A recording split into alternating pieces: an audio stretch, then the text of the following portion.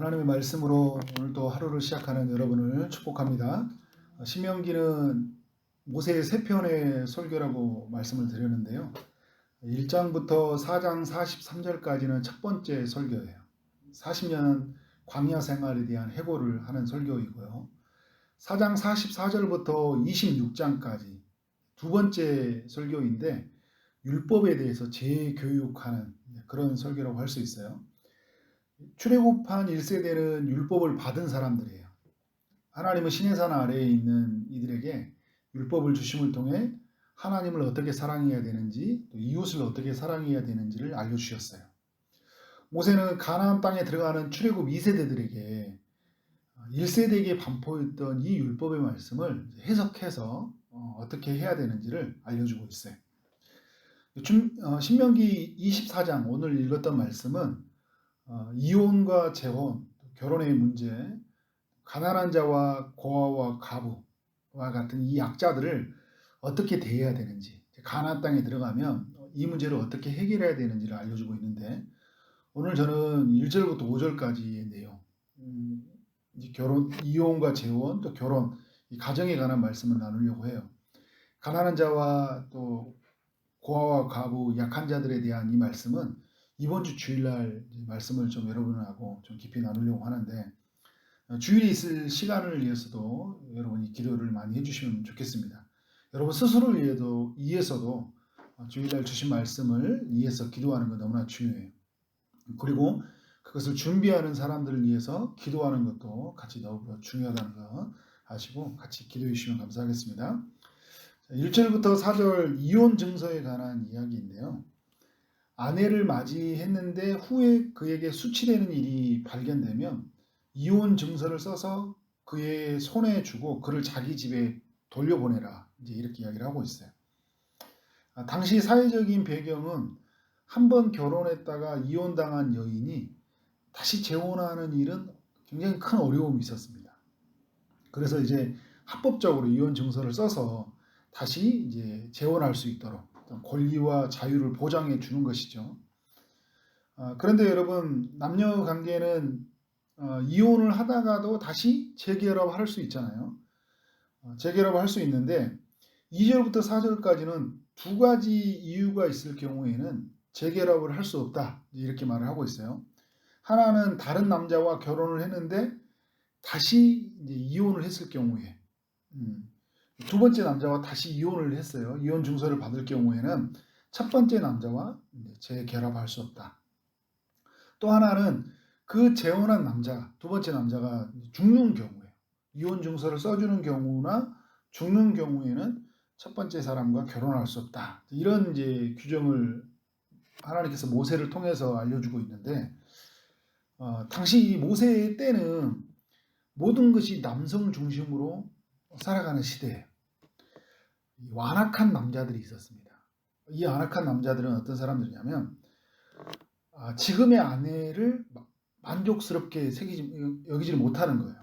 이제 새로운 아내를 맞아들이고 싶은 그런 이 욕망 때문에 지금의 이 아내를 쫓아낼 여러 명분을 찾아요. 수치스러운 일이 생기면 어떻게 돼요? 쫓아내서 새로운 아내를 맞아들일 수 있는 거잖아요.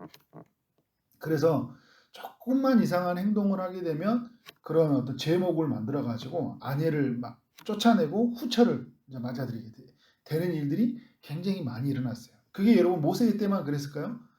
역사 가운데서 계속적으로 이런 일이 반복되어졌고, 또 지금도 이제 그런 일들이 많이 일어나고 있잖아요. 그런데 이제 얼마 지나지 않아서 큰 후회를 합니다. 어떤 후회를 하냐면 처음 만났던 아내가 훨씬 좋은 거예요. 예전에 드라마도 있을 때 잘해, 조강지쳐 버린 남자들이 나중에 큰 어려움들을 당하는 모습들을 보게 되잖아요.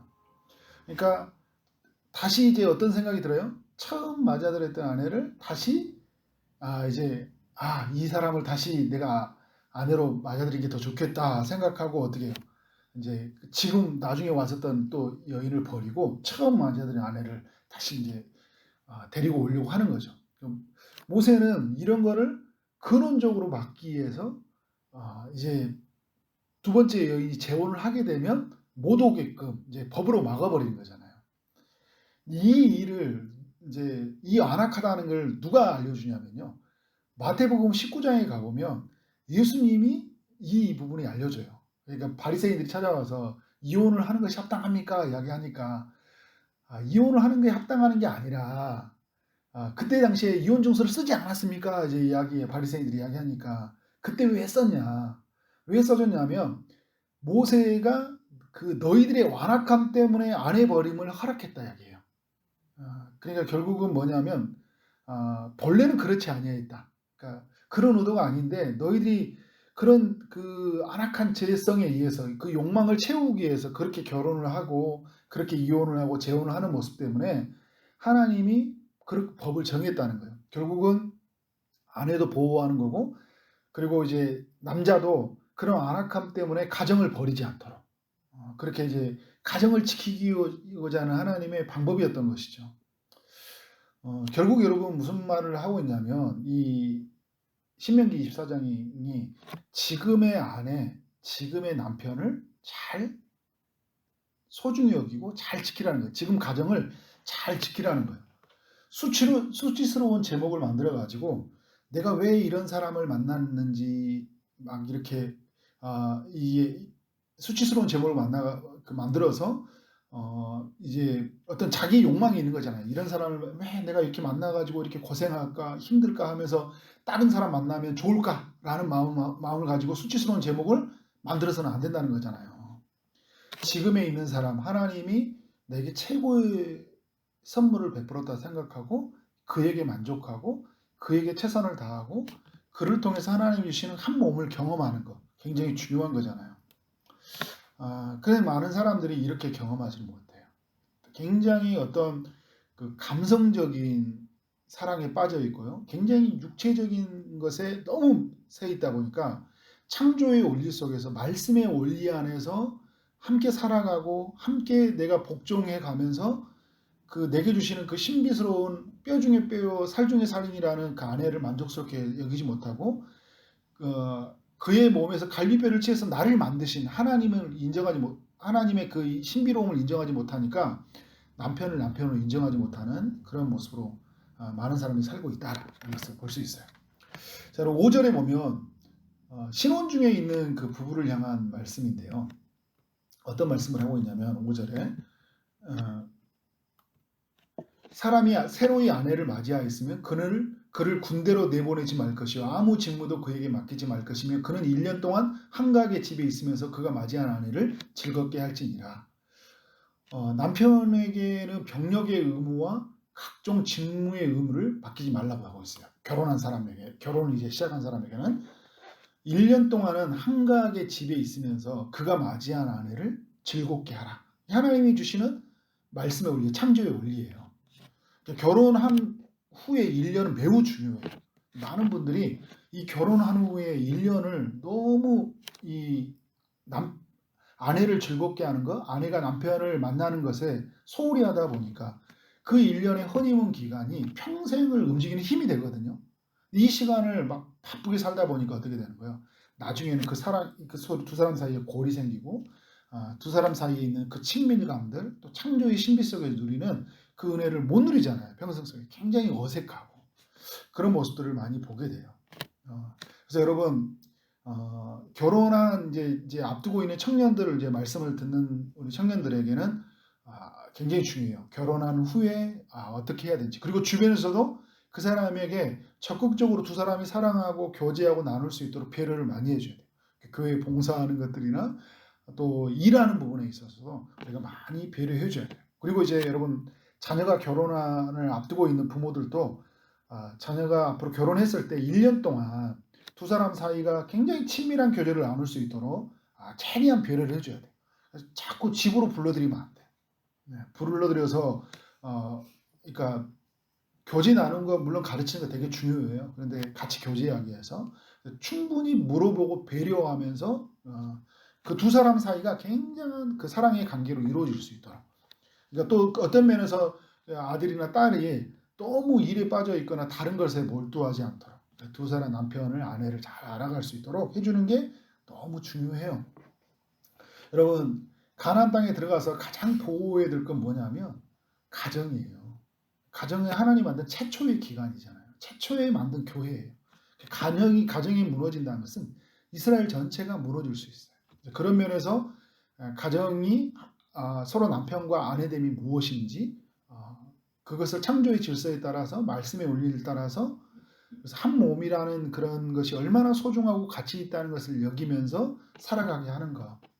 한 아내로 한 남편으로 만족하지 못하고 다른 사람을 취하게 하는 것은 10계명 중 제 간음하지 말라는 제 7계명을 범하는 것이고 그리고 10계명 또 탐욕을 따라서 다른 것을 취하고자 하는 그 하나님의 명령을 어기는 거예요. 그래서 여러분 우리의 삶 속에 오는 말씀을 적용해 보면 가정을 굉장히 소중하게 여겨야 돼. 가정을 잘 지켜야 돼. 하나님이 내게 붙여준 최고의 사람으로 여겨야 돼. 다른 사람하고 비교해서 최고의 사람이 아니라 하나님께서 내게 허락한 사람이잖아요.